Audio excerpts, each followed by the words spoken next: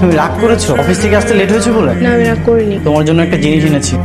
আমি এখন এসব খাবো না। তোমার এগুলো পছন্দ? পছন্দ করলে কি সবসময় খেতে হবে? তোমার যখন খেতে ইচ্ছে করবে আমাকে একটা ডাক দিও, আমি এসে দিয়ে দেবো। আমি তাহলে রান্না করতে চাই। শোনো, ফাহিম কল করেছিল। ও আচ্ছা, চিনতে পারছো তো? বিয়ের আগে যার সঙ্গে আমার রিলেশন ছিল। চিনতে পেরেছি। ও কিছু বলবা না? কি বলার আছে? তোমার রাগ হচ্ছে না?